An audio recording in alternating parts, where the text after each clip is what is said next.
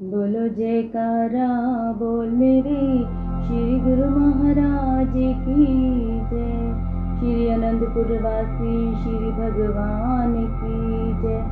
श्री दूसरी पातशाही महाराज जी को परम संत की पदवी। आप श्री दूसरी पातशाही जी श्री परमहंस दिव्य ज्योति स्वरूप थे। आपने अपना सर्वस्व न्यौछावर कर श्री गुरु आज्ञा का पालन करना ही जीवन का ध्येय बना लिया था। सेवा, विनम्रता, सहनशीलता तथा श्री चरणों में अन्य अनुराग की साक्षात प्रतिमा थे। आप पर श्री परमहंस दयाल जी अत्यंत प्रसन्न थे। आप जो कुछ थे उसे तो केवल श्री परमहंस दयाल जी ही जानते थे, साधारण जीव नहीं जान सकते। श्री परमहंस दयाल जी आपकी विशेषता एवं अभिन्नता दर्शाने हेतु रहस्य में वचन फरमाते थे, जिसे जीव बुद्धि के लिए समझना कठिन ही नहीं असंभव है। श्री परमहंस दयाल जी ने आपको परमार्थ कार्य के लिए श्री आज्ञा प्रदान की।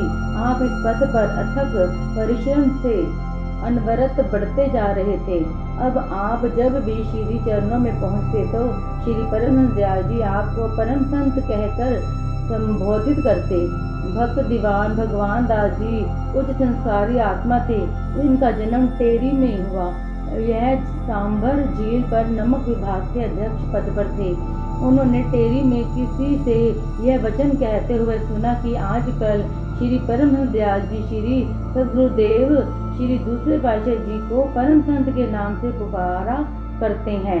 अनय निष्ठा, उच्च भावना तथा श्री परमहंस दयाल जी की पावन संगति को प्राप्त कर भक्त जी के दिल पर भी प्रेम भक्ति का उज्जवल रंग चढ़ा हुआ था। भक्त जी भी श्री सद्गुरुदेव महाराज जी श्री दूसरे पातशाही जी को परम संत के नाम से संबोधित करने लगे। जब भी कहीं किसी स्थान पर श्री सद्गुरुदेव महाराज जी दूसरे पातशाही जी श्री दूसरे पातशाही जी मिलते, भक्त जी परम संत जी कहकर नतमस्तक हो जाते। सर्वप्रथम तो संत महापुरुषों का मिलना कठिन है। यदि मिल भी जाए तो उन्हें पहचानना कठिन है। विरले उच्च संसारी जीव ही महापुरुषों की शरण संगति में आकर उनकी आज्ञा का अनुसरण करते हैं। वे ही उनकी महानता को जानते हुए पूरा लाभ उठा सकते हैं। श्री सद्गुरुदेव महाराज जी श्री दूसरे पातशाही जी को परम संत बुलाते देखकर कुछ भक्तों के दिल में ईर्ष्या उत्पन्न हुई। उन्हें हर समय श्री सद्गुरुदेव महाराज जी श्री दूसरे पातशाही जी को परम संत जी के शुभ नाम से बुलाना अच्छा नहीं लगता था। एक बार उन ईर्ष्यालु भक्तों में से एक भक्त ने दीवान भगवान दास जी को एकांत में बुलाकर कहा, आप श्री सद्गुरुदेव महाराज जी श्री दूसरे पातशाही जी को श्री परम संत जी मत बुलाया करें, क्योंकि यह बात सबको अच्छी नहीं लगती। दुनियादारी भी कोई वस्तु होती है। वह परम संत बन थोड़ी ही गए हैं या हमें ऐसा बुलाने के लिए आज्ञा दी गई हो जो हम उन्हें इस नाम से बुलाते हो। आपके प्रति सबके दिल में रोष पैदा हो गया। हमें यह अच्छा नहीं लगता। आप इन्हें बाहर या किसी के सामने इस नाम से बुलाना छोड़ दें।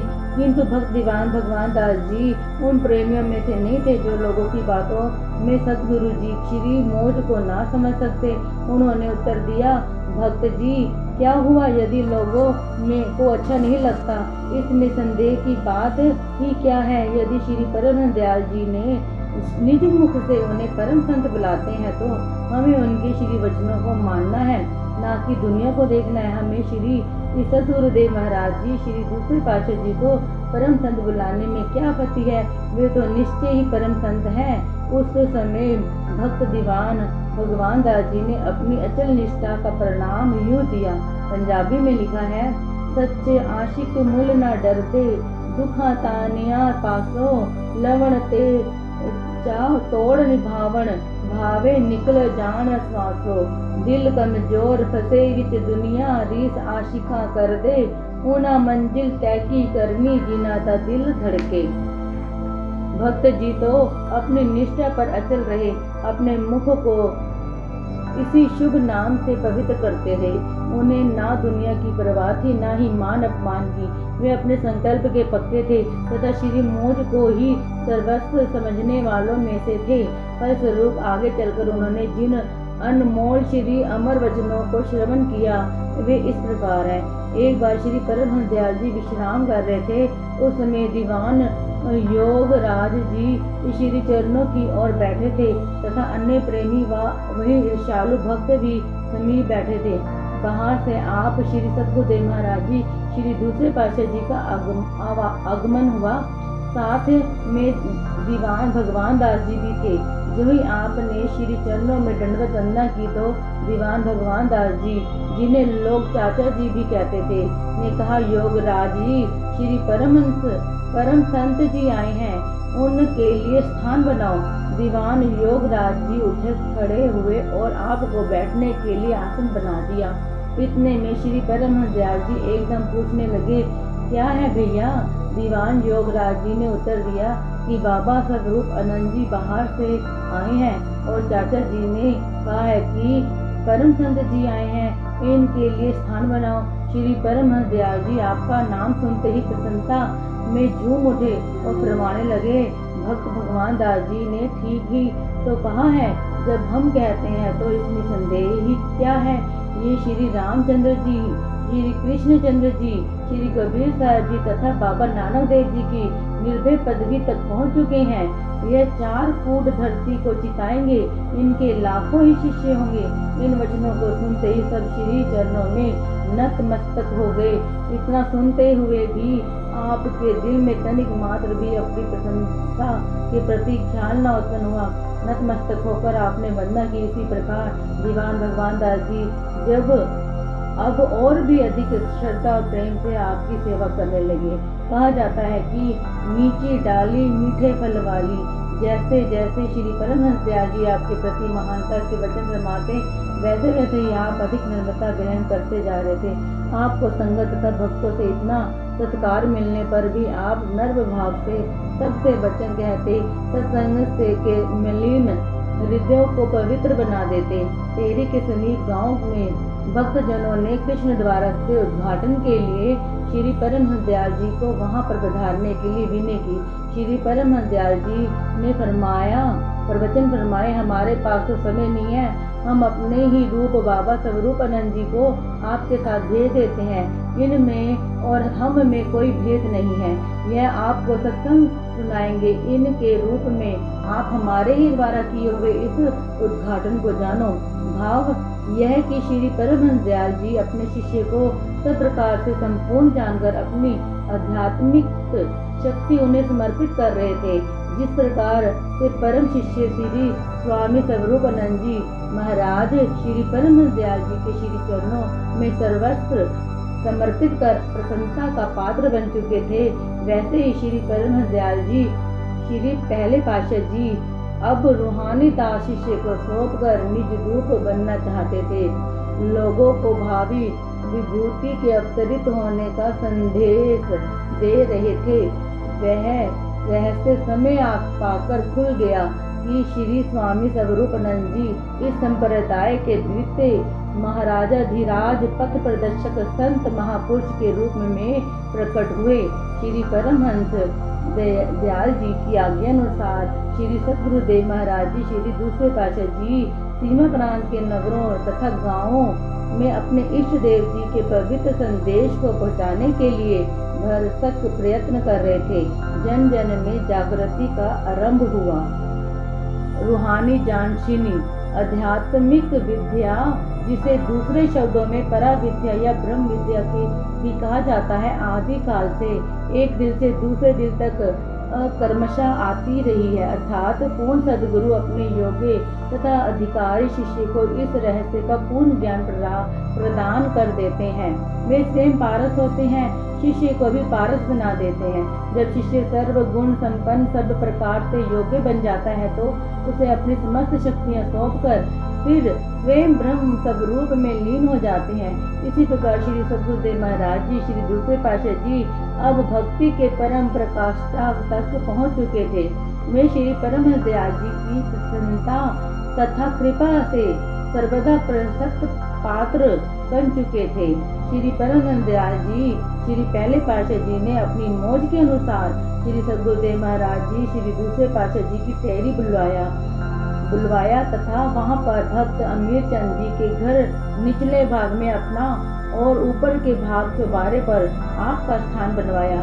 निज धाम पधारने से कुछ समय पूर्व श्री परमहंस दयाल जी आत्मिक ज्ञान के पूर्ण तत्व वेता श्री स्वामी जी श्री दूसरे पातशाह जी को राते समय नीचे बुला लेते तथा एकांत में आध्यात्मिक दात बख्शने लगे। दो दिव्य शक्तियां आत्मज्ञान तथा जन कल्याण हेतु रात्रि के समय विचार विमर्श किया करती। जब सृष्टि मोह निद्रा में सो रही होती तो उस निद्रा से जगाने के लिए श्री सद्गुरुदेव महाराज जी श्री दूसरे पातशाह जी के रूप में आध्यात्मिकता सूर्य उदय होने की तैयारी कर रहा था। रात्रि में काफी समय तक श्री परमहंस दयाल जी श्री सद्गुरुदेव महाराज जी श्री दूसरे पातशाह जी को रूहानियत का गुड़ भेद बतलाते रहते।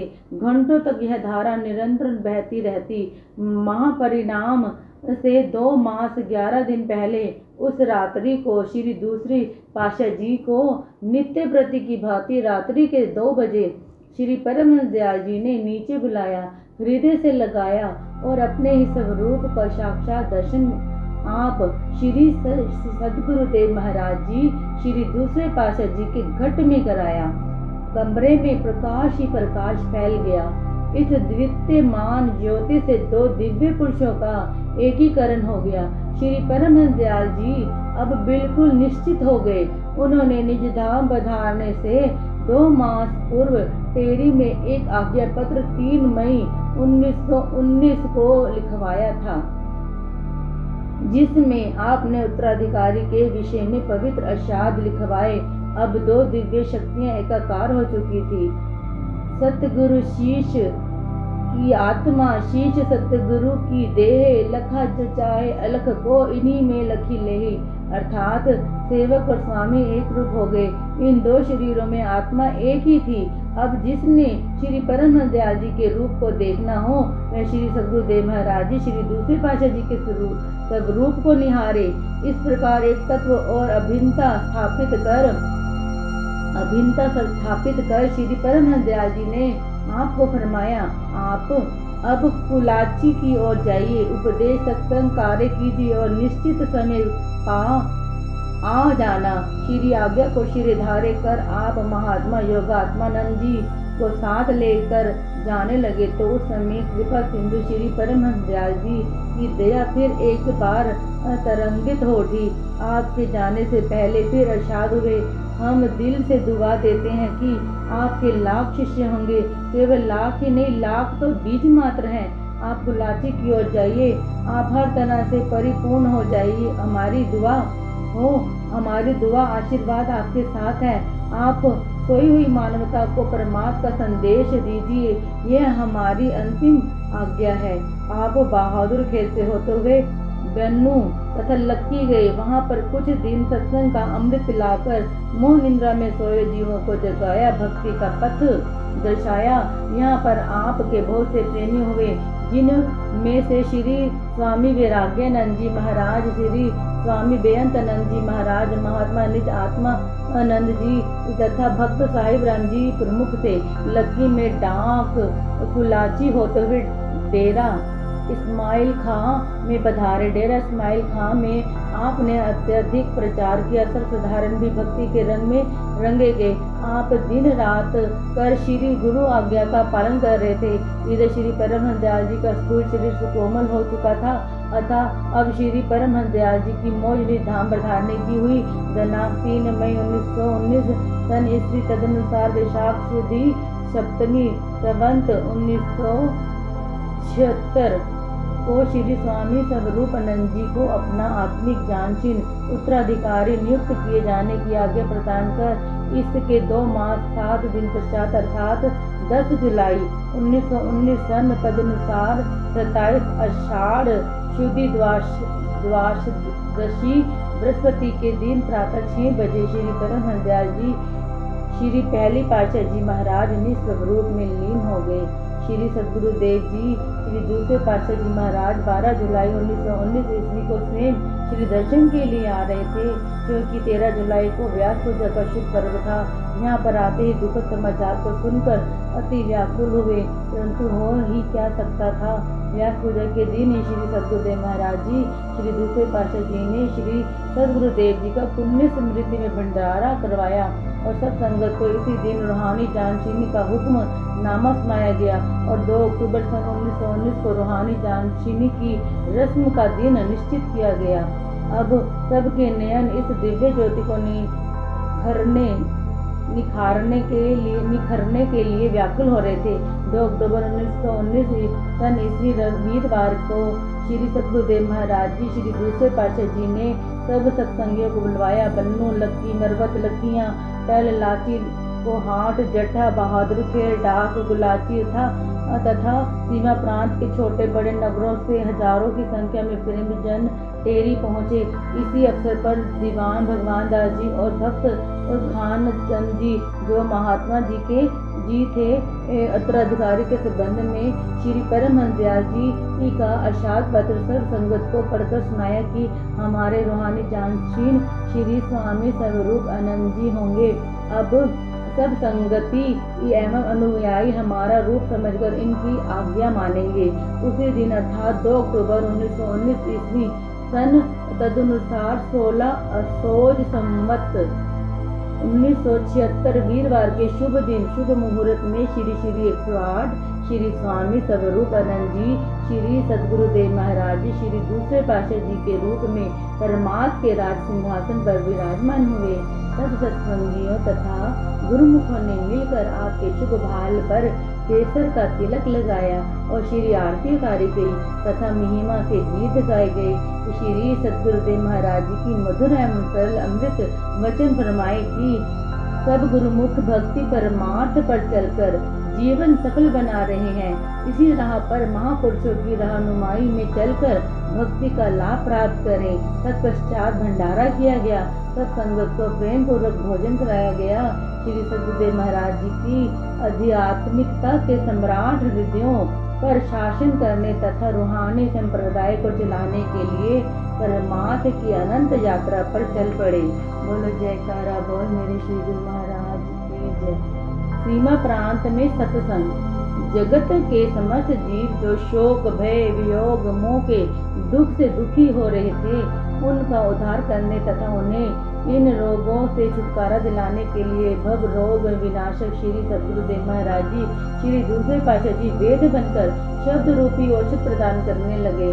भारत के सीमा प्रांत में जीव इन दुखों से अत्यधिक दुखी थे, अतएव सब प्रथम यहाँ ही नाम रूपी आनंद दयानी संजीवनी देकर लोगों को मानसिक दुखों से छुटकारा दिलाने लगे। अपनी जन्म जन्मांतरों की बिछड़ी हुई पुरातन पवित्र आत्माओं को जागृत देने के लिए आप अत्यंत सहस से इस पथ पर अक्सर हुए। श्री परमहंस दयाल जी के श्री वचन थे, आप महापुरुष हैं, परम संत हैं, आपके लाखों शिष्य होंगे, आप 4 फूट धरती को चिताएंगे। उन्हीं श्री वचनों के फलीभूत होने का समय अब मानो निकट आ पहुंचा। श्री परमहंस दयाल जी की आशीष आपके साथ ही कहा जाता है कि संतों के सहज ही में कहा गया वचन अवश्य फलीभूत होता है। श्री सद्गुरुदेव महाराज जी, श्री दूसरे पातशाह जी पर तो श्री परमहंस दयाल जी की असीम कृपा थी। सर्वप्रथम आपने लक्की मरवत जिला बन्नू को सत्संग का मुख्य केंद्र बनाया। भक्त साहिब राम जी के घर सत्संग का कार्य हुआ करता था।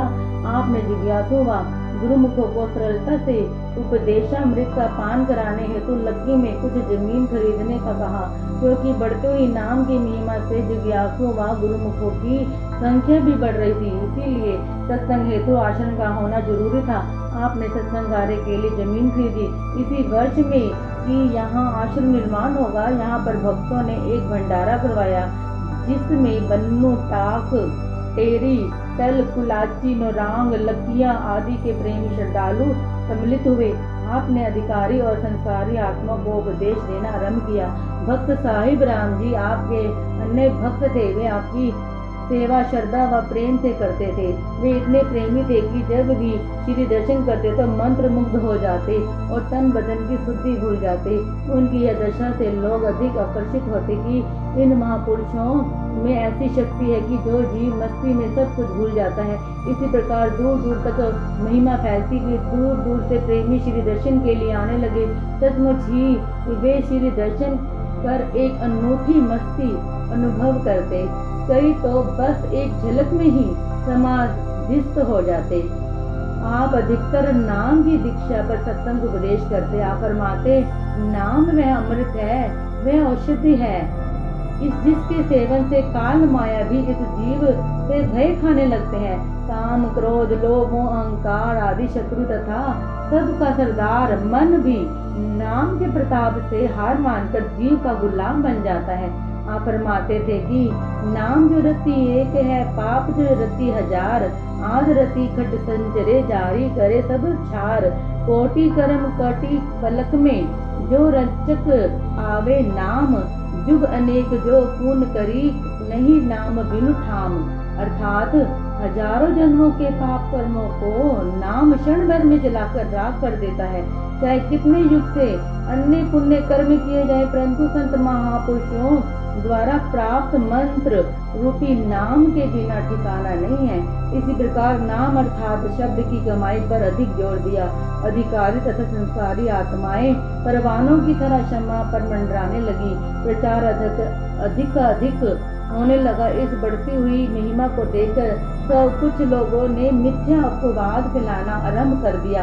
परंतु क्या कभी सूर्य के सामने जुगनू का प्रकाश अपनी सत्ता रख सकता है, या जुगनू अंधेरी रात का उजाला बन सकता है? कदापि नहीं। इसलिए संत महापुरुष तो सूर्यवंश अपना प्रकाश फैलाते हैं। उन्हें किसी की प्रशंसा अथवा निंदा से कोई प्रयोजन नहीं होता। इस प्रकार आप बन्नू कोहाट टेरी कुलाची डाक लक्की मरवट टल नौरंग सराय डेरा इस्माइल खां आदि स्थानों पर इस उपदेश धारा को अधिकाधिक बहाने लगे। सन 1921 में श्री 108 श्री सद्गुरुदेव महाराज जी, श्री दूसरे पातशाह जी, मोजा किया जिला बन्नू सीमा प्रांत ने महात्मा योगात्मानंद जी के घर सत्संग प्रचार के लिए ठहरे हुए थे। इन्हीं दिनों लकियों में एक डाका पड़ा। डाकू लोग एक भक्त के लड़के को पकड़ के ले गए। उस भक्त ने अगले दिन श्री चरणों में उपस्थित होकर विनय की कि मेरा लड़का डाकू पकड़ के ले गए हैं। इसी श्री सद्गुरुदेव महाराज जी ने फरमाया कि मालिक का भजन करो, सब ठीक हो जाएगा। उस समय तो भक्त वहां से चला गया। 3 दिन के पश्चात डाकू की ओर से उस भक्त के नाम एक पत्र आया कि 10,000 रुपया अमुक स्थान पर भिजवा दो, तुम्हारे लड़के को छोड़ दिया जाएगा, नहीं तो इसके जीवन से हाथ खो बैठोगे। उसका केवल एक ही लड़का था। यह समाचार मिलते ही भागा भागा श्री चरणों में उपस्थित हुआ। सब वृतांत डाकू का विनय किया। आपने फरमाया कि तुम्हें पहले भी कहा गया है कि भगवान का भजन करो, कुदरत सब काम ठीक करेगी। वह भक्त वहां से तो चुपचाप चला गया, परंतु मन में सोचने लगा कि मेरे लड़के की छूटने की कोई आशा नहीं हो सकती। ना मैं इतना रुपया दे सकूंगा, ना डाकू लड़के को छोड़ेंगे। उस समय का 10,000 रुपया आज के 1 लाख के बराबर है।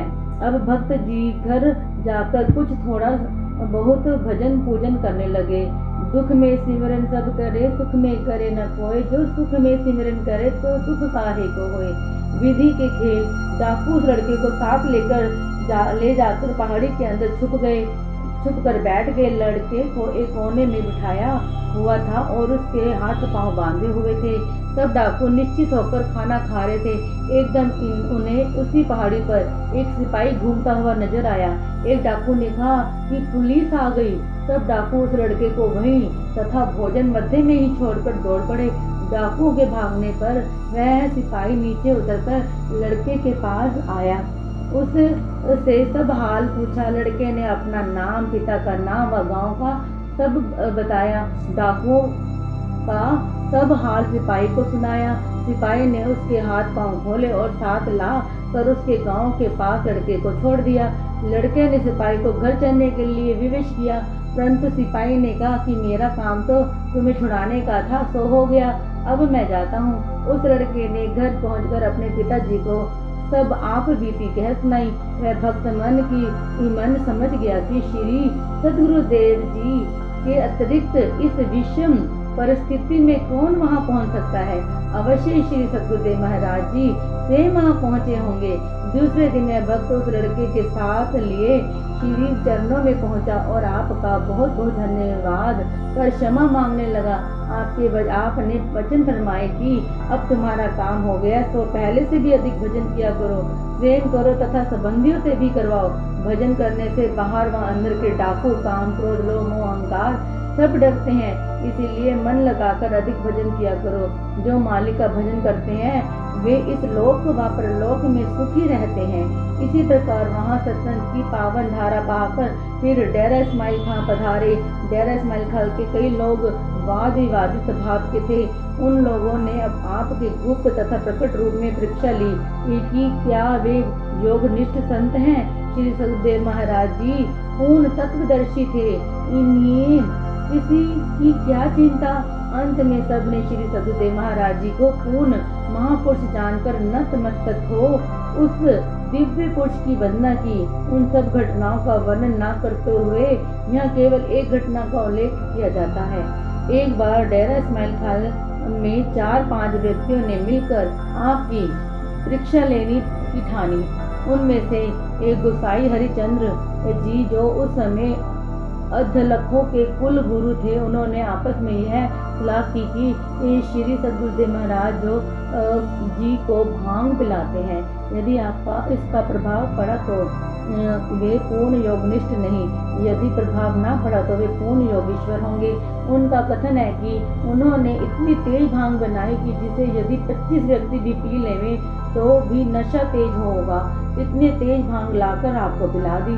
आपने भांग को देखा तो समझ गए कि परीक्षा हेतु ऐसा कर रहे हैं। आप भी इसे चुपचाप पी गए। रात्रि समय क्रम से 2-2 व्यक्ति 2-2 घंटे के लिए सत्संग सुनने आए, ताकि कि यह जांच कर सके कि आपको नींद भी न आए और ना ही वैसे जागरण सोचने लगे। इसी प्रकार आप प्रवचन की अमृत वृष्टि जिस क्रम से कर रहे थे, उसी तरह समान रूप से उस दिन रात्रि के समय करते रहे। प्रातः 4 बजे जिन व्यक्तियों की बारी थी वे उगने लगे। आपके पास एक छड़ी पड़ी हुई थी। आपने वह छड़ी उठाई और उन व्यक्तियों को छड़ी से संकेत करते हुए क्या कहा, क्यों भाई योगारूढ़ की परीक्षा करने आए हो और फिर नींद कर रहे हो। भांग तो पिलाई हमें और नींद करते हो तुम। खबरदार, सावधान होकर बैठो, यहाँ नींद का कोई काम नहीं। अब जब तक सत्संग की धारा बहती रहे तब तक चैतन्य रहो। इसी प्रकार सारी रात निरंतर उपदेश अमृत की धारा प्रभावित रही।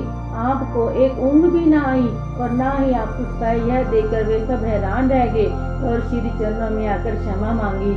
आपने फरमाया, आगे से आप इस बात का ध्यान रखें कि कभी भी किसी महापुरुष की परीक्षा के लिए साहस मत करना, स्वयं को हानि पहुंचाना है। सब के दिल में यह पूर्ण निश्चय हो गया कि यह दिव्य पुरुष पूर्ण योगेश्वर है। इनमें से महंत हरिचंद्र जी ने तो आपकी प्रभुता देखकर अपना समस्त कारोबार, गृह, शिष्य एवं बंधु बांधव सभी को त्याग कर श्री चरणों में शरणागति प्राप्त की। इसके कुछ समय पश्चात साधु वेश भी धारण किया और श्री सद्गुरुदेव महाराज जी ने उनका नाम महात्मा अखंड प्रेमानंद जी रखा। संत तुलसीदास जी का कथन है, जो कोई कहे संत हम चीना, तुलसी हाथ कान धर लीना। संत महापुरुष समुद्र के समान अथाह होते हैं, जिनका किनारा या सतह पाना कठिन ही नहीं असंभव है। वे जन कल्याण हेतु पृथ्वी पर नर रूप में प्रकट होते हैं और नर लीला के रूप में संसारी आत्माओं को इस भव से मुक्त कर देते हैं। इन्हें पहचानना या परीक्षण करना मानव बुद्धि से परे की बात है। वे अनंत ही नहीं बेअंत हैं। जो जीव मन, बुद्धि और अहंकार का त्याग कर शरण में आ जाता है, वे उसे सच्ची निधि का माला माल कर देते हैं। महापुरुष का कथन है, गुरु समान दाता नहीं, याचक शिष्य समान, तीन लोक की संपदा तो गुरु दीनी दान। अर्थात संत महापुरुष दयालु होते हैं। जो शिष्य भिखारी बनकर उनके द्वार पर आता है, वे उसके दामन में तीनों लोकों के सुख भर देते हैं। जिन प्रेमियों ने श्री चरणों में आपा भाव समाप्त कर मन व चित्त की समस्त प्रवृत्तियों को श्री सद्गुरुदेव महाराज जी की आज्ञा में जोड़ दिया, वे ही उनके प्यारे बने। इन प्रेमियों की श्रेणी में भक्त साहिब राम जी, भक्त राम जी मल तथा अन्य भक्त भी थे। भक्त राम जी मल सेवा, त्याग तथा प्रेम की साक्षात मूर्ति थे। इन्होंने सेवक भाव से अपने इष्ट देव श्री सद्गुरुदेव महाराज जी के श्री चरणों में रहकर अगाध प्रेम की निजी सेवा की। प्रेमी के दिल की तारें इष्ट देव के साथ जुड़ी हुई होती हैं। इस प्रमाण को उन्होंने सत्य सिद्ध कर दिखाया। एक बार श्री सद्गुरुदेव महाराज जी रेलगाड़ी द्वारा कहीं जा रहे थे। भक्त राम जी मल भी उसी गाड़ी से में तीसरे डब्बे में पीछे बैठे हुए थे। श्री सद्गुरुदेव महाराज जी ने महात्मा सदगुरु सेवानंद जी को फरमाया कि जाओ भक्त राम जी मल को यहाँ बुला लो। उधर श्री सद्गुरुदेव महाराज जी ने प्रेमी को याद किया, उधर प्रेमी हृदय की तारे झंझना उठी। सच्चे प्रेमी के प्रेम के अंदर प्रेरणा दी उठो, श्री सद्गुरुदेव महाराज जी बुला रहे हैं। भक्त राम जी मल उठे और श्री सद्गुरुदेव महाराज जी की जिस डब्बे में विराजमान थे उधर चल दिए। जब महात्मा सदगुरु सेवानंद जी गाड़ी के नीचे उतरे तो आपने भक्त राम जी मल को आते हुए देखा। उन्होंने कहा कि श्री सदगुरुदेव महाराज जी आपको बुला रहे हैं। उत्तर मिला, इसीलिए तो मैं आ रहा हूँ। बिना बुलाए ही वह श्री सदगुरुदेव महाराज जी के चरणों में उपस्थित हुआ। प्रेम की कितनी महानता है। बिना किसी संदेश पहुँचाए ही दिल की तारे संदेश देती हैं। संत दादू दयाल साहब जी इन्हें लिखा है, दादू दिल दीदार दे मत वाला किया, जय अर्ज इलाही आप था अपना कर लिया। अर्थात जब प्रीतम के दीदार में दिल मत वाला बना दिया तो उस मालिक ने उसे अपना ही बना लिया। एक बार श्री सद्गुरुदेव महाराज जी लक्की में कलकत्ता में गए। वहाँ 6 माह तक रहे। दिन रात नाम रूपी नौका पर जीवों को चढ़ाते रहे। उस समय सेवा में भक्त राम जी मल थे। उन्होंने हर समय श्री चरणों में सेवा को ही जीवन का मुख्य लक्ष्य समझा हुआ था। इस सेवा में उन्होंने ना दिन देखा ना रात, यहाँ तक कि वहाँ उन्हें ज्वर भी हो गया, जिससे शरीर में निर्बलता आ गई। फिर भी तन प्राण के यथा संभव सेवा करते रहे। 6 माह बाद लक्की पर्वत में श्री सद्गुरुदेव महाराज जी के साथ लौट आए। श्री सद्गुरुदेव महाराज जी स्वयं भी श्री मुख से भक्त राम जी मल के विषय में फरमाते थे कि शरीर की सीमा से ऊंचा उठकर सेवा करना ऊंचे दर्जे की सेवा है। उन्होंने इस प्रकार की सेवा की है। लक्की आने पर भक्त राम जी मल का स्वास्थ्य अधिक बिगड़ गया। देहांत से पहले भक्त राम जी मल से किसी ने पूछा क्या हाल है। उत्तर मिला, श्री सद्गुरुदेव जी मेरे सम्मुख विराजमान है। इसी तरह श्री सद्गुरुदेव महाराज जी के श्री चरणों में ध्यान लगाकर शरीर त्याग दिया। इस प्रकार की अटूट श्रद्धा और अचल अनुराग को देखकर सभी भक्त व गुरुमुख प्रेमियों के हृदय में उत्साह भर गया। ऐसे ही भक्त गुरु दयाल जी टल वाले थे। उनकी अचल निष्ठा ने सबको चकित कर दिया। वे बिजली विभाग के कार्य किया करते थे तथा स्वयं भजन बना कर श्री चरणों में भेंट किया करते थे। उन्हें एक बार निमोनिया हो गया। सिविल सर्जन ने निराशाजनक उत्तर दिया, किंतु उनके माथे पर एक सेकंड चिंता की रेखा भी ना थी। इतना होते हुए भी यदि कोई कुशल क्षेम पूछने आता तो मुस्कुराते हुए उत्तर देते कि मैं सकुशल हूँ। डॉक्टरों ने पानी तक मना कर दिया था। मंगलवार के दिन उन्होंने थोड़ा सा पानी मांगा। भक्त ब्रिजलाल जी ने पानी देने के लिए संकोच किया। भक्त गुरु दयाल जी ने कहा, मुझे पानी दे दो, पानी दे दो, परसों तैयारी ही है। सभी हैरान थे कि कहाँ जाना है, किस तरफ जाना है। पूछने पर उत्तर मिला कि श्री सद्गुरुदेव महाराज जी ने बुलाया है। उसी कथन के अनुसार डॉक्टर, सिविल सर्जन तथा अन्य लोग भी वहां पर पहुंचे कि वीरवार को भक्त गुरु दयाल जी के ने किधर जाना है। ठीक 3 बजने में 5 मिनट पर उनके मुंह पर हल्की सी मुस्कान आई। भक्त ब्रिजलाल जी ने श्री सतगुरुदेव महाराज जी की श्री मूर्ति को उनके सामने किया। भक्त गुरुदयाल जी ने संकेत किया कि श्री दर्शन तो मुझे अंदर हो रहे हैं, और कहा अब तैयारी है। भक्त ब्रिजलाल जी ने भक्त जी के लड़के को भक्त जी के सामने करके कहा, अब इसका कौन सहारा होगा? भक्त जी ने उत्तर दिया, यह 3 मास बाद मेरे पास आ जाएगा। पुनः स्त्री का पूछा तो उत्तर दिया कि गुरु दरबार खुला है, सेवा करेगी। उस समय इतना कहकर भक्त गुरुदयाल जी ने आंखें मूंद ली और परलोक सिधार गए। सभी अस्पताल के डॉक्टर, सिविल सर्जन, नर्स तथा अन्य लोग भक्ति के अंतिम दृश्य को देखकर उनके गुणवादों गाने लगे तथा श्री चरणों में श्रद्धालु बन गए। ठीक 3 मास बाद लड़के का भी देहांत हो गया। इसीलिए तो श्री सतगुरुदेव महाराज जी फरमाते थे कि जो अत्यंत भक्ति की अभिलाषा रखने वाले हों, उन्हें उपदेश देना अधिक लाभदायक है। एक पूर्ण निष्ठ तथा प्रेम से भरा हुआ गुरुमुख लाखों के समान है, क्योंकि उसकी ओर आकर्षित होकर लाखों जीवों को सुधार हो जाता है। लक्की मरवत में भी अन्य परम प्रिय शिष्य श्री स्वामी वैराग्यानंद जी महाराज श्री तीसरे पातशाह जी थे। उन्होंने श्री सतगुरुदेव महाराज जी श्री दूसरे पातशाह जी की प्रत्येक मौज में जीवन समर्पित कर श्री प्रसन्नता तथा श्री कृपा के पात्र बने। वे जन्म जात अवतारी विभूति थे।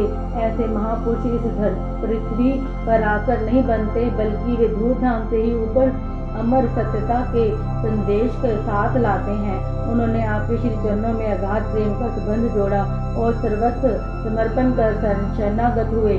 उनके त्याग, वैराग्य एवं सेवा से आप अत्यधिक प्रसन्न थे। इन्हीं परिपूर्ण रूहानी शक्ति का सत्य पात्र जानकर इन्हें कुछ समय पश्चात साधु वेश प्रदान किया तथा कुछ समय श्री चरणों में रखकर पुनः फोर्ट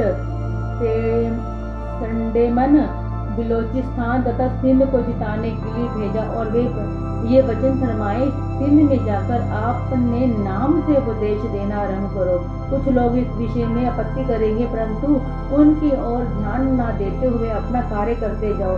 जैसे श्री गुरु की आज्ञा हो उसे सम्मुख रखकर कार्य करो।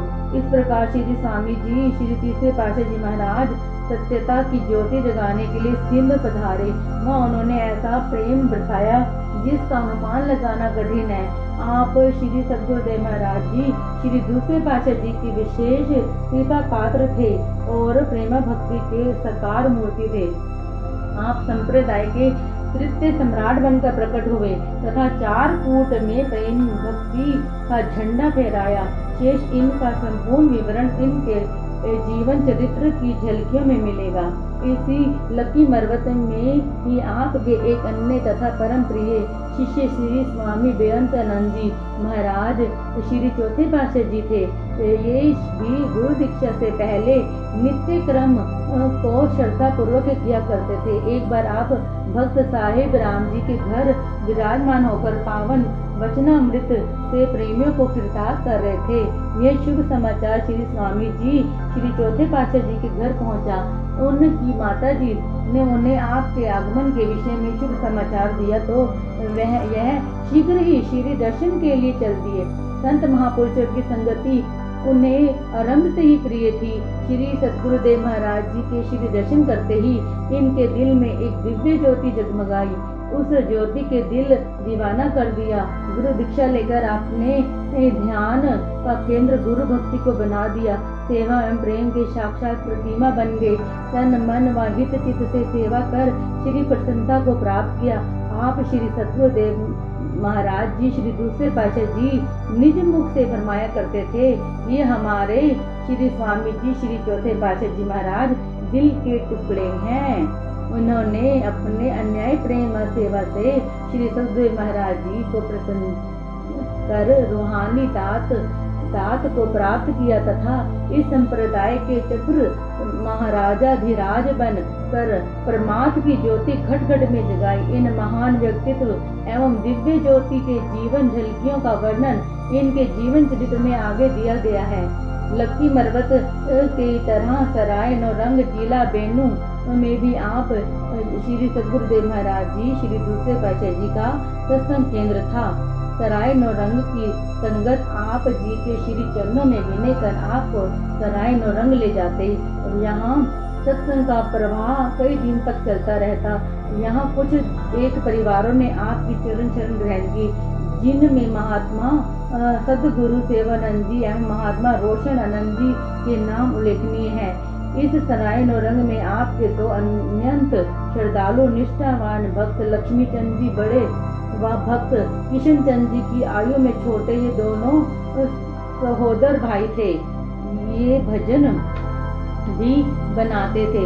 इन्होंने श्री सद्गुरुदेव महाराज जी की महिमा में काफी भजन बनाए व श्री चरणों में उपस्थित होकर गाया भी करते थे। संसार में अत्यधिक वैराग्य और श्री चरणों में असीमित प्रेम था, अतः दोनों ग्रह त्याग कर श्री दरबार में सेवा करने लगे। तो समय सेवा करने के पश्चात सन 1925 में आपने इनको साधु वेश दिया। साधु वेश में भक्त लक्ष्मी चंद जी का शुभ नाम महात्मा दयानंद जी व भक्त किशन चंद जी को शुभ नाम महात्मा श्रद्धानंद जी रखा। दोनों दरबार की हित से सेवा किया करते थे। सच्चाई व प्रेम का साक्षात नमूना थे। महात्मा श्रद्धानंद जी का अपार प्रेम देखकर श्री सद्गुरुदेव महाराज जी उनको परवाना कहकर बुलाते थे। जब भी पर महात्मा श्रद्धानंद जी श्री दर्शन के लिए आते तो इतने ऊंचे स्वर में जयकारा बोलते कि जयकारों की ध्वनि से हाल गुंजा देते।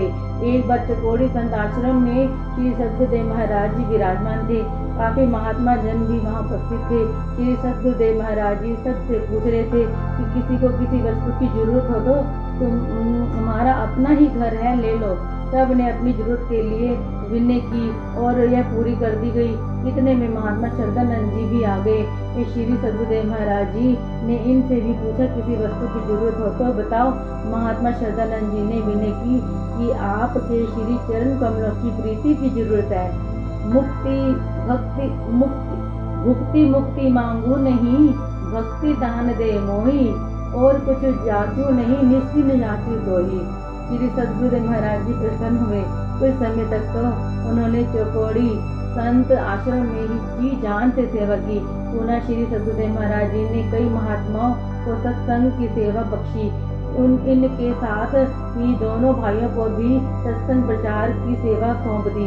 पहले तो कुछ समय ये घूम फिर कर सत्संग प्रचार करते रहे। पुनः एक स्थान पर एकांत वातावरण में मोजा गंधोवाल जिला शेखुपुरा में सत्संग आश्रम का निर्माण किया। श्री दरबार के कई महात्मा आते जाते हुए इस स्थान पर ठहरते हुए ये इनकी अच्छी तरह से सेवा करते। लंगर व ठहरने का प्रबंध करना इतना अच्छा था कि आए हुए साधु महात्मा व अतिथि को हर प्रकार का आराम मिलता। श्री दरबार की अंतिम श्वास तक श्रद्धा व निष्ठा से सेवा करते रहे। उन्होंने कई भक्तों को श्री चरणों में विनय करके साधु वेश भी दिलवाया। इन प्रेमियों के साथ एक मुख्य भक्त साहिब राम जी की भी कुछ भक्ति प्रेम सेवा तथा श्रद्धा की झांकी दिखाई जाती है।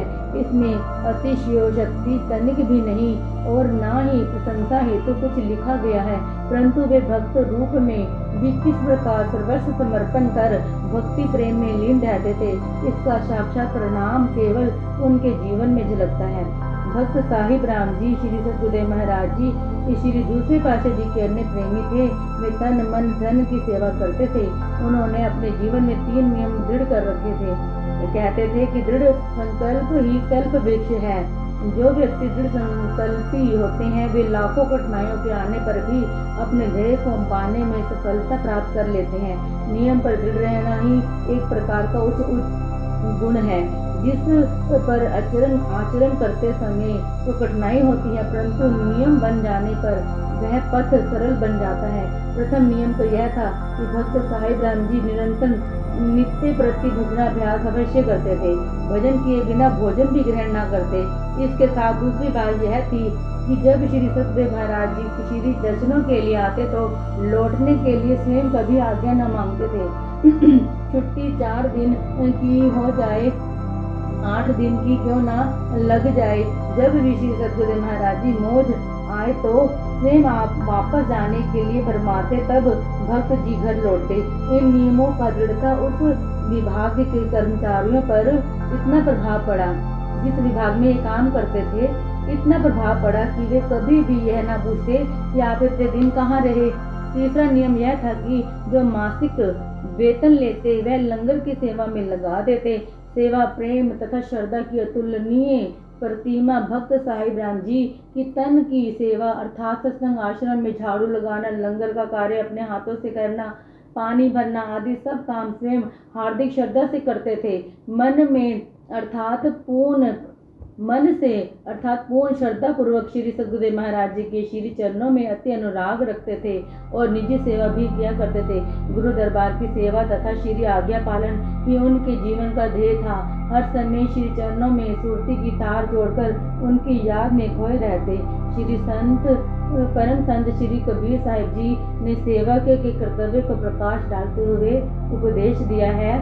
सेवक सेवा में रहे, सेवक कहे सोए, कह कबीर सेवा बिना सेवक कभू न होए।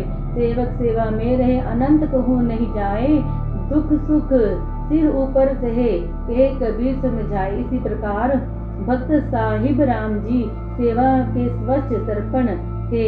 सेवा के साथ प्रेम भी इनमें इतना था कि कभी कभी तो श्री सद्गुरुदेव महाराज जी इनके प्रेम में विवश हो घंटों तक वचन फरमाते रहते थे। एक बार श्री सद्गुरुदेव महाराज जी श्री दूसरे पातशाह जी विश्राम कर रहे थे और भक्त जी पक्खा लेकर सेवा कर रहे थे।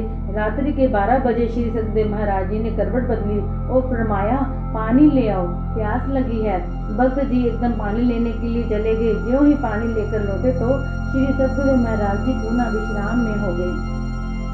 बाएं हाथ में पानी का गिलास एवं दाएं हाथ से पक्खा चलाना आरंभ कर दिया। प्रातः 4 बजे श्री सद्गुरुदेव महाराज जी ने फरमाया, पानी लाए तो हमने पहले कहा था, शीघ्र ही गिलास बढ़ाकर देने की।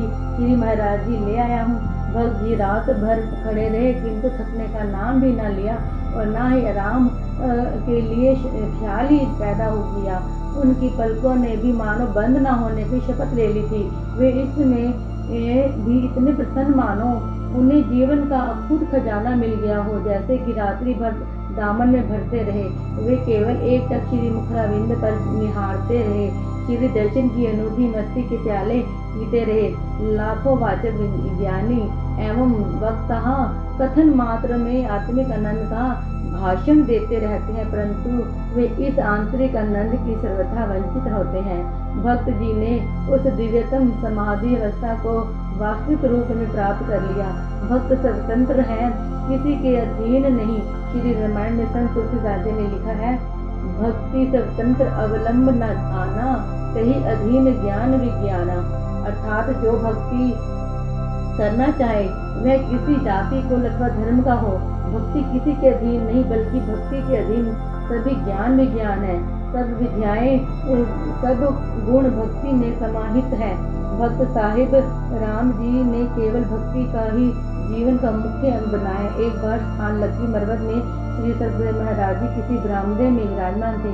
प्रीतम को देखते ही प्रेमी यदि मतवाला हो जाता है तो प्रीतम भी ऐसी प्रेमियों के प्रेम में बन जाते हैं।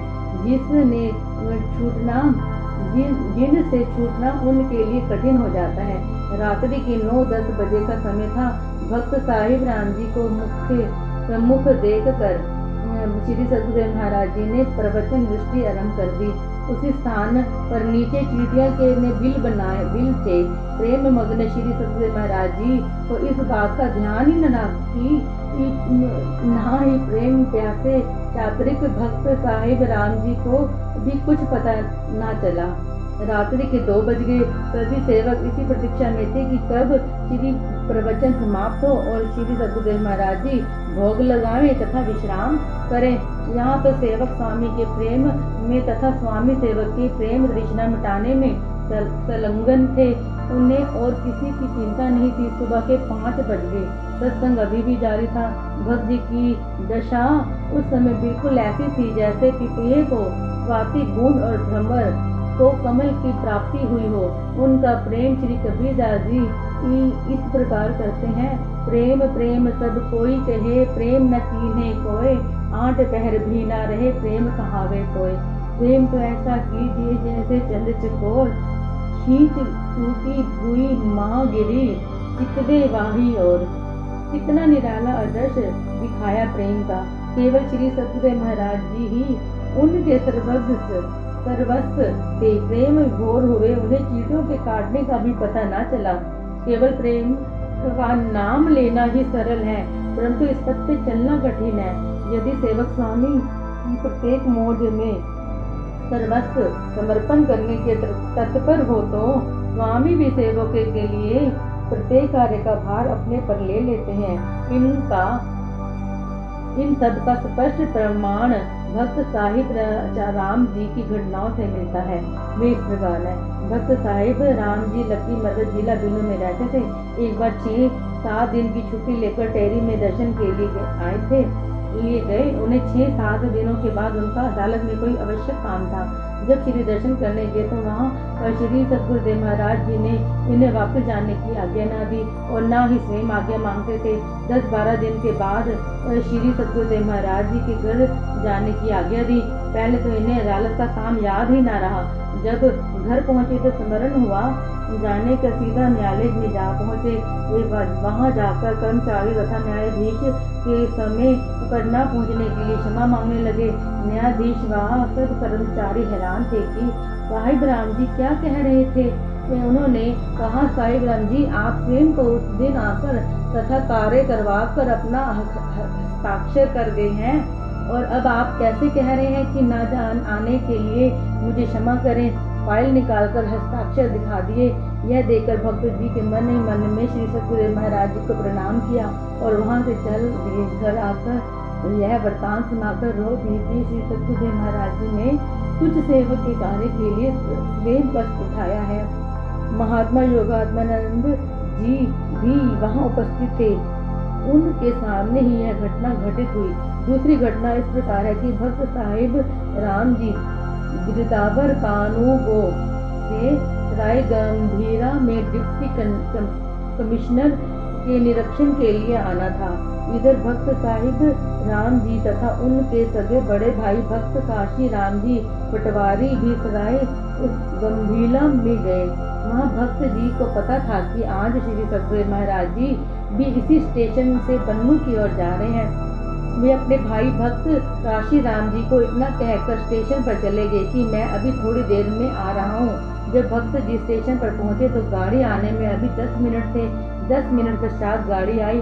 भक्त जी ने श्री सतगुरुदेव महाराज जी को वंदना करने के लिए गाड़ी के अंदर पाँव रखा ही था कि श्री सतगुरुदेव महाराज जी ने प्रेम प्रवचन आरंभ कर दिए। गाड़ी सराय गंभीरा से चल दी। भक्त जी को यह मालूम था कि कार्य भी करना आवश्यक है, परंतु श्री सतगुरुदेव जी के सम्मुख यह कार्य तुच्छ समझकर श्री वचन अमृत प्रवचनों का अनुपान करने लगे। गाड़ी नौरंग सराय स्टेशन पर पहुंच गई।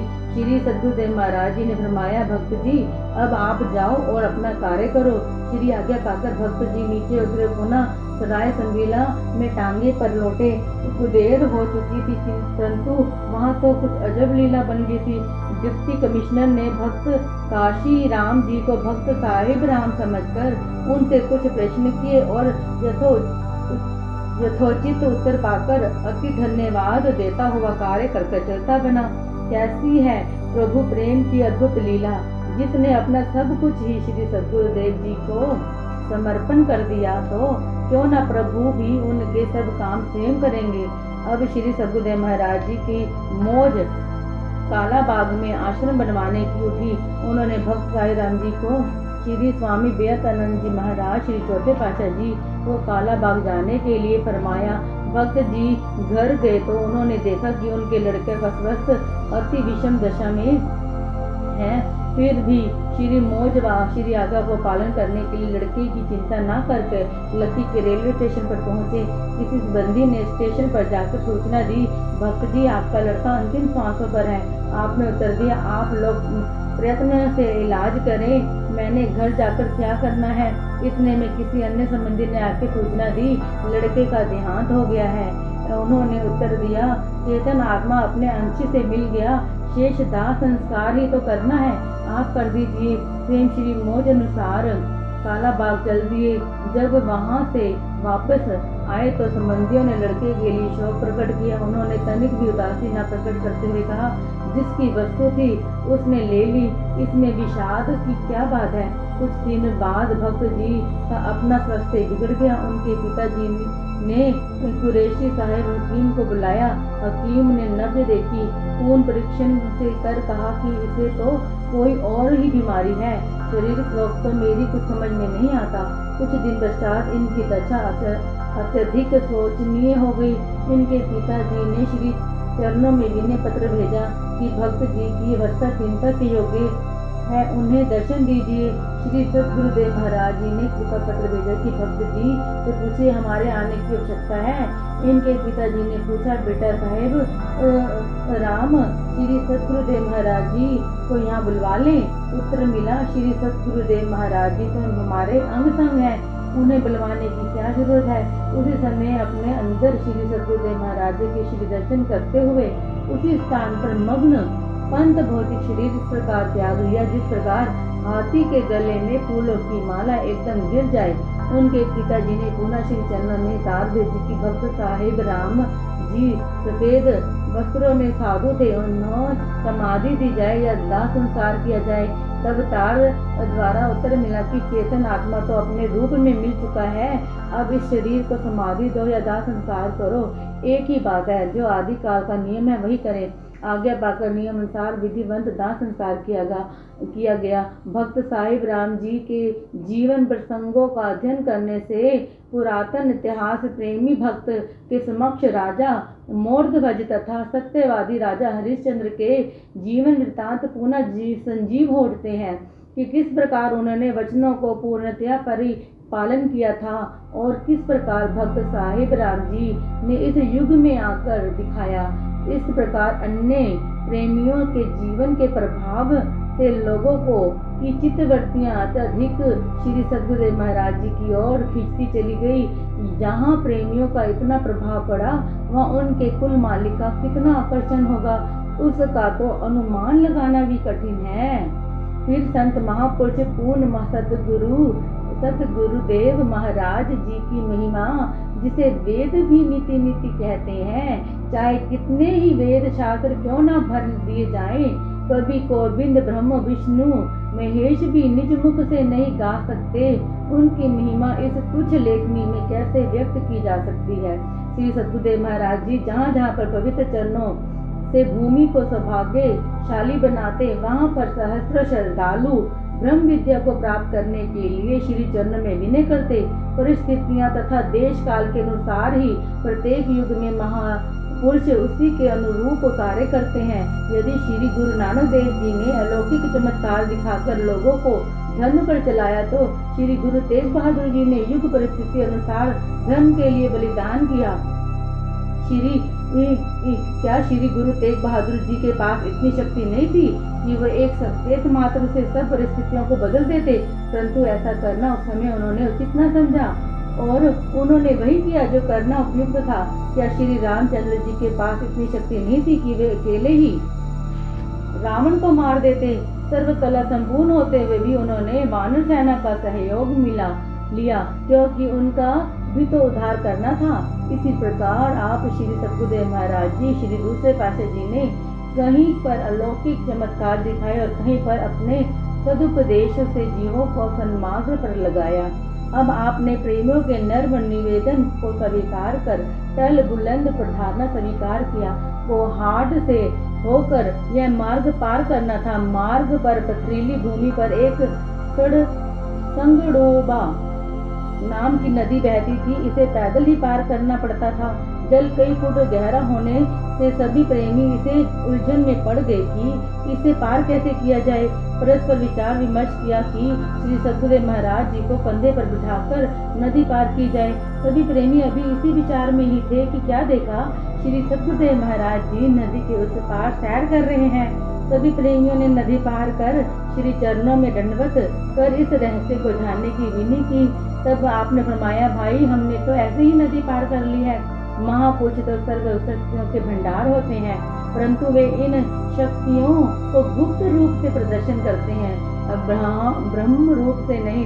इनकी संकल्प शक्ति असंभव कार्य को भी संभव कर देती है। इसी प्रकार सगुण माया के द्वारा वे प्रेमियों के हृदय में एक कौतूहल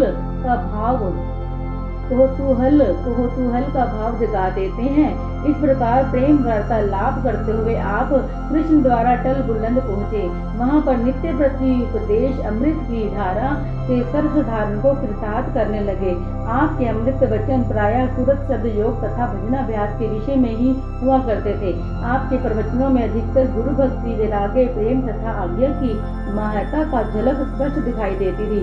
अब वहाँ परमात्म भक्ति के रंग में जन समाज को रंग कर आप टेरी पधारे। वैसे तो आप कभी कभी लक्की से कृपा करते और कभी टेरी में सत्संग प्रवाह चलने लगा। अब लक्की की धरती एक पावन तीर्थ बनने के लिए विहल पुकार कर रही थी। लक्की मरवत स्थान के प्रेमी तथा भक्त जनों के दिल में भी प्रेम उमड़ाया। उन सब के मिलकर विचार किया कि श्री सद्गुरुदेव महाराज जी को कुछ समय के लिए लक्की मरवत में स्थायी निवास करने के लिए श्री चरणों में विनय की जाए, ताकि हमारे जन्म जन्मांतरों से कृषित आत्मा को श्री दर्शन तथा श्री पावन वचनामृत पान करने का सौभाग्य मिल सके। अतः सब ने मिलकर कुछ समय तक लक्की में स्थायी रूप से सत्संग रूपी गंगा को बहाने हेतु टेरी पहुंचकर श्री चरणों में विनय की। मालिक तो सदा आतुर पुकारों को शीघ्र सुनकर पथ प्रदर्शक बनकर सत्य की ध्वजा फहराने के लिए अवतार धारण करते हैं। फिर श्री सद्गुरुदेव महाराज जी उनकी विनय को कैसे अस्वीकार करते। संत महापुरुष तो स्वभाव से दयालु होते हैं। संत तुलसीदास जी ने संत महापुरुषों के करुण स्वभाव के विषय में उत्तराखंड में लिखा है कि संत हृदय नवनीत समाना, कहाँ कवीन पे कहीं न जाना। निज परिताप द्रवे नवनीता, पर दुख द्रवे ही सुसंत पुनीता। अर्थात संत महापुरुषों का हृदय माखन से भी कोमल होता है। माखन को स्वयं गर्मी मिलती है तो वह पिघलता है, परंतु संत महापुरुषों का हृदय दूसरों के दुख को देखकर स्वयं पिघल जाता है। लक्की मरवत की भूमि तथा भक्त जनों की प्रेम भरी विनय सुनकर श्री सद्गुरुदेव महाराज जी ने टेरी से लक्की में पदार्पण किया। यह वही स्थान है जिसमें अपने उपदेश अमृत का पावन धारा बहाकर इस स्थान को सीमा प्रांत का मुख्य केंद्र बनाया तथा तीर्थ धाम के नाम से प्रसिद्ध किया। इस पुण्य भूमि पर इस संप्रदाय के तृतीय तथा चतुर्थ महासम्राट श्री स्वामी वैराग्यानंद जी महाराज और श्री स्वामी दयानंद जी महाराज ने अवतार लिया और उन्होंने यहाँ अलौकिक बाल लीलाएं करके अलौकिक शक्ति का परिचय दिया। लक्की मरवत में आश्रम के निर्माण का कार्य आरंभ हुआ। 4 दीवारी के मुख्य द्वार पर दरवाजा लगाया। रात्रि के समय मन चले पठान लोग इसे उखाड़ कर ले गए। प्रातः भक्तों ने श्री चरणों में विनय किया कि दया निधान क्षमाशील प्रभु, रात्रि के समय ना जाने कौन यहाँ से दरवाजा उखाड़ कर ले गया है, अब क्या किया जाए। आपने नया दरवाजा लगवाने की आज्ञा दी और प्रवचन फरमाए कि जो लोग दरवाजा ले गए हैं उन्हें कुछ मत कहो। सत्य है कि महापुरुषों का हृदय तो स्वभाव से ही राग द्वेष से रहित होता है। उनकी क्षमता पूर्ण दृष्टि प्रत्येक प्राणी पर एक समान होती है। कुदरत उनकी सहायक होती है। कुछ दिन पश्चात उन्हीं पठानों ने किसी अन्य स्थान पर सामान चोरी किया। उनमें से कुछ पठान तो पकड़े गए और कुछ भाग गए। पकड़े गए पठान बंदी बना लिए गए। जो पकड़े गए थे उन्होंने ही कृष्णा द्वारा का दरवाजा उखाड़ा था। उन पर मुकदमा चलाया गया और चोरी किया सामान एकत्रित किया जाने लगा। उनमें वह दरवाजा भी था। जांच पड़ताल कर पुनः दरवाजे को कृष्णा द्वारा में पहुंचा दिया गया। इस मुकदमे का शीघ्र ही निर्णय हो गया और अत्यधिक दंड न देते हुए पठान मुक्त कर दिए गए। जिन पठानों ने उसे चुराया था उन्होंने श्री चरणों में आकर विनय की कि श्री महाराज जी, हम निर्धनों पर भविष्य के लिए कृपा दृष्टि रखें। विधाता ने हमें अपने किए हुए प्राप्त दंड स्वयं दे दिया है। आपने फरमाया यहाँ तो सब कार्य समता हो रहे हैं, हम किसी को वरदान या शाप नहीं देते। संतों के हृदय में किसी के प्रति राग द्वेष की भावना नहीं होती। तुम सच्चे दिल से विधाता से क्षमा मांग लो। हमने आपको क्षमा कर दिया, आप निश्चित रहो। प्रेमियों के लिए कृष्ण द्वारा का निर्माण तो पहले से ही आरंभ हो चुका था। अब वहाँ पर जल की आवश्यकता प्रतीत हुई। दिन प्रतिदिन जिज्ञासुओं की संख्या बढ़ती जा रही थी। कुछ भक्तों ने कुएं के लिए श्री चरणों में विनय की। आपने कुआं खोदने की आज्ञा प्रदान कर दी। आपने डेरा इस्माइल खां में उपदेश के लिए प्रस्थान किया। इस कार्य में आपने निस्वार्थ सेवा का कैसा सुखद परिणाम होता है, ऐसा एक कौतुक दिखाया और यह भी दर्शाया कि सद्गुरु सेवा का क्या महत्व होता है। एक वृत्तांत इस प्रकार है। इस क्षेत्र लक्की मरवसारा मरुस्थल रेतीला इलाका था।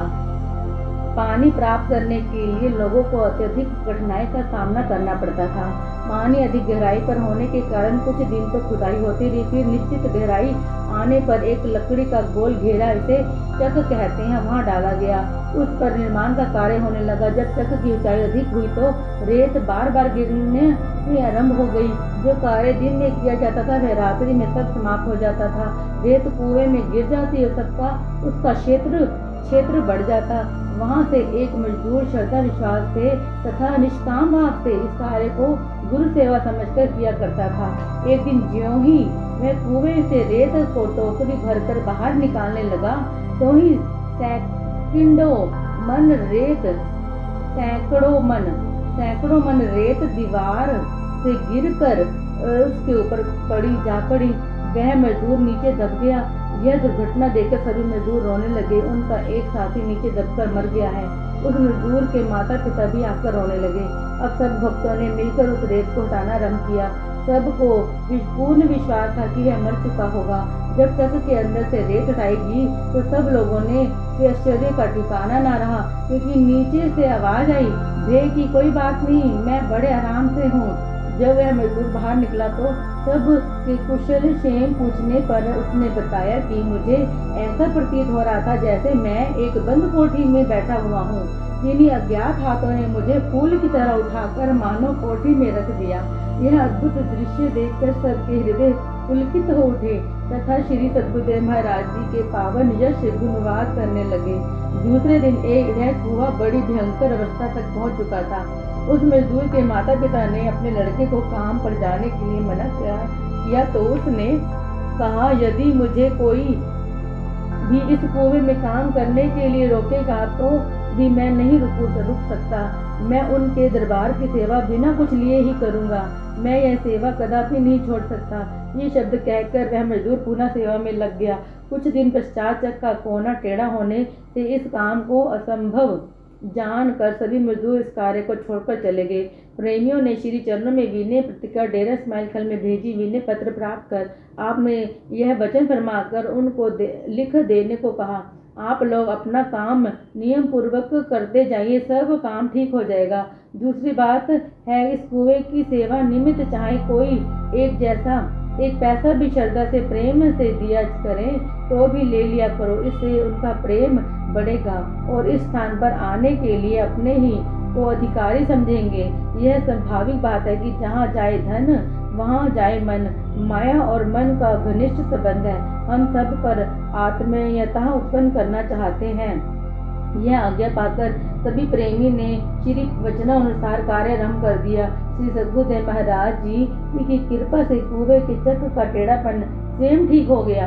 महापुरुषों के वचन सगुप्त का आकर्षण होता है, जिन से कि प्रेमी स्वयं खींचे चले आते हैं। श्री सद्गुरुदेव महाराज जी के उपदेश के अनुसार पूर्ण सेवा कर लेने पर जब कुआं बन गया उस स्थान लक्की मरवत के क्षेत्र से पानी की असुविधा दूर हो गई। सभी लोग इस कुएं से पानी का प्रयोग में लाने लगे और आप की असीमित महिमा का गान गाने लगे। जैसे कोई मनुष्य अपने खून पसीने से एकत्र किया हुआ धन किसी सुरक्षित स्थान पर रख देता है तो हर समय उसकी आंख उस खजाने पर लगी रहती है, उठते बैठते उसी का चिंतन करता रहता है। इसी प्रकार सब इस प्रांत के जिन लोगों ने इस कुएं की सेवा में भाग लिया तो श्री सद्गुरुदेव महाराज जी की कृपा से उनके जीवन में एक नई भक्ति भाव का रंग भर गया। त्याग, निष्काम सेवा तथा परोपकारिता उनके दिलों में फूट फूट कर भर गई। यह सब प्रभाव था श्री सद्गुरुदेव महाराज जी के लक्की मरवत में पदार्पण करने का। अब लक्की मरवत एक तीर्थ स्थल बन चुका था। आप पूरे सीमा प्रांत में सत्संग उपदेश से सोई मानवता के भाग्य जगा रहे थे। प्रत्येक स्थान पर कुछ समय सत्संग उपदेश कर आप पुनः लक्की मरवत की अधिकतर लौट आते थे। यहाँ पर सत्संग उपदेश के साथ साथ शरणागति अर्थात आत्मसमर्पण के मार्ग खोल दिया। आत्मसमर्पण केवल यही नहीं कि शारीरिक रूप से सद्गुरुदेव समर्पित करना होना, अपितु इसका अर्थ यह है कि अपनी मनमति का त्याग कर पूर्ण रूप से गुरुमति को धारण करने का व्रत लेना। श्री कृष्णचंद्र जी महाराज जी ने अर्जुन को उपदेश दिया था कि हे अर्जुन, तू सब भावों से अर्थात तन मन धन से संकल्प विकल्प सर्वस्व न्यौछावर कर मेरी शरण में आ जा। तुझे मेरी कृपा से शाश्वत शांति तथा आंतरिक आनंद प्राप्त हो जाएगा। यही सिद्धांत आपने सबके सम्मुख रखा। सैकड़ों लोग शरणागति अर्थात श्री चरणों में स्थायी निवास के लिए विनय करने लगे। श्री सद्गुरुदेव महाराज जी ने अटूट निष्ठा से अतुल प्रेम की घनी आत्माओं पर निज चरणों में शरण दी। उनमें से कुछ प्रेमी शरणागतों के नाम हैं श्री स्वामी विरागानंद जी महाराज, श्री स्वामी बेअंतानंद जी महाराज, महात्मा सद्गुरु सेवानंद जी महाराज, महात्मा सतविचारानंद जी, महात्मा परम शांतानंद जी, महात्मा संतोषानंद जी महाराज। इसी प्रकार भाई क्षमानंद जी, भाई आत्म ध्यानानंद जी, भाई ध्यानानंद जी, भाई सुख ब्रह्मानंद जी, भाई विवेक परमानंद जी, भाई सहज प्रकाशानंद जी, भाई निषेधानंद जी। यह लोग लगभग पूरे परिवारों सहित श्री चरणों में आए। इनके अतिरिक्त अन्य कई परिवार शरणागत हुए, परंतु यहाँ उनमें से कुछ एक के नाम ही दिए गए हैं। ये सब परिवार लगभग बाल बच्चों संबंधियों सहित श्री दरबार में सेवा करने के लिए ये शरणागत हुए थे। ये सब धन धान्य संपन्न परिवार थे। अपनी संपत्ति व जायदाद से इन्होंने श्री चरण में सर्वत्र समर्पित कर दिया। जिसे अपनी आत्मिक उन्नति का विचार हो, उसे इन नश्वर वस्तुओं की क्या प्रयोजन। श्री सद्गुरुदेव महाराज जी के श्री चरणों में कोई लाखों की संपत्ति भेंट करे या सैकड़ों की अपना कुछ भी ना करे, उन्हें तो इन वस्तुओं से कोई सरोकार ना था। यदि कोई करता भी तो वे इस धन को परमार्थ अर्थात लंगर या शरणागतों की आवश्यकता पूर्ति में लगा देते। वे तो आध्यात्मिक विद्या प्रदान करने आए थे, सर्वसाधारण तक उस दिव्य ज्योति को पहचाने आए थे। यह तो शरणागतों को अपना प्रेम था कि उनकी श्रद्धा थी, जिसमें से प्रेरित होकर वे स्वयं आत्मिक कल्याण के लिए सर्वस्व न्यौछावर करते थे। वे स्वयं कहते थे, फकीरी में मजा जिसको अमीरी क्या बेचारी है, मिला आनंद है इसमें हुआ जीवन सुधारी है। जब ये लोग श्री सद्गुरुदेव महाराज जी के श्री चरणों में शरणागत हुए तो इनके संबंधियों जो माया के मतवाले थे बहुत दुख हुआ। परिवार वालों ने इनको समझाया, परंतु उनके कथन पर इनका तनिक भी प्रभाव न पड़ा। यहाँ तक कि उन्होंने कहा कि माता पिता भले ही भक्ति करो, अपने बच्चों को संसार में रहने दो। उन बेचारों ने तो अभी संसार को देखा ही क्या है, किंतु उनके किसी ने भी ना एक ना मानी। सब शरणागत परिवार श्री सद्गुरुदेव महाराज जी की आज्ञा व मौज के जीवन के अनुसार जीवन व्यतीत करने लगे, जिसका परिणाम यह हुआ कि थोड़े समय में 2-3 साल बाद में उन लोगों की सच्चाई व निष्काम सेवा का संपूर्ण प्रदेश पर इतना प्रभाव पड़ा कि जो लोग इस दरबार के विषय में मिथ्या प्रचार करते थे, वे भी अपने अपराध के लिए स्वीकार कर समय समय पर श्री सद्गुरुदेव महाराज जी के श्री पावन दर्शनों के लिए आने लगे। जिन लोगों ने पहले दरबार के विषय में बुरा भला कहा था, वही अब स्तुति कर गुणवाद करने लगे। लंगर के लिए हर प्रकार का अनाज व धन की सेवा करने लगे। सत्य है कि दृढ़ संकल्प और सच्चाई से जो काम भी किया जाए उसको प्रभाव दूसरों पर अवश्य पड़ता है। दुनिया का वास्तविक रूप तो यह है ही, भक्ति फिरती थी दुनिया, भागती फिरती थी दुनिया। जब तलब करते थे हम, जब हुई नफरत हमें वह बेकरार आने को है। अर्थात जब दुनिया के भोग ऐश्वर्यों में सुखों की खोज की जाए तो वह मायावी सुख जीव के आगे आगे भागते अर्थात हाथ में नहीं आते, और जब इनकी इच्छा ही दिल से हटा दी जाए तो वह पीछे पीछे भागते हैं। हमें कोई स्वीकार करे। ठीक इसी प्रकार जब सूर्य की ओर मुख करके चलते जाओ तो मनुष्य की छाया पीछे पीछे भागती है। जब सूर्य की ओर पीठ करे तो परछाई आगे और मनुष्य उसके पीछे पीछे भागेगा, परंतु यह परछाई हाथ आने की नहीं। इसी प्रकार माया तो संत महापुरुषों की चरण रज है। जो जीव संत महापुरुषों की शरण ग्रहण कर लेता है, मायावी सुख भोग के समान इसके पीछे पीछे भागते हैं। बिल्कुल हुआ ही ऐसा कि अब वही लोग स्वयं दरबार की सेवा करने लगे और अन्य लोगों के सत्कार्य करने की प्रेरणा देने लगे। अब श्री सतगुरु महाराज जी, श्री दूसरे पातशाह जी ने साधु मंडली तैयार की और उन महात्माओं को सत्संग उपदेश की आज्ञा देकर उपयुक्त स्थानों पर श्री परमहंस दयाल जी की प्रेम भक्ति तथा सूरत शब्द योग का उपदेश पहुँचाने के लिए भेजा। जिस समय आप परिश्रम कर्तव्य निष्ठ गुरु आज्ञा में तत्पर तथा परमार्थी थे, उसी प्रकार आपके शिष्य भी तद्रूप हुए। न उन्होंने दिन का चैन और न ही रात्रि को विश्राम की चिंता थी। परमात्म पथ पर श्री गुरु आज्ञा अनुसार जन जन तक अमर सत्य की ज्योति का प्रकाश फैलाना इन सब का परम कर्तव्य था। आपकी शक्ति तथा सहयोग से सेवकों ने यह कार्य कर दिखाया, जिससे यह संप्रदाय उन्नति के पथ पर अक्सर होता गया। आप स्वयं लक्की मरवत में ही सत्संग की पावन धारा बहा रहे थे। यहाँ पर प्रेमी परवाने बन क्षमा पर मिटने के लिए शीघ्र आ रहे थे। इस प्रकार श्री 108 श्री सतगुरुदेव महाराज जी, श्री दूसरे पातशाह जी ने अक्टूबर सन 1919 से सन 1924 तक सीमा प्रांत के नगर गांव में उपदेशामृत के से नवजीवन का संचार कर दिया। बोलो जयकारा बोल मेरे श्री गुरु महाराज की जय।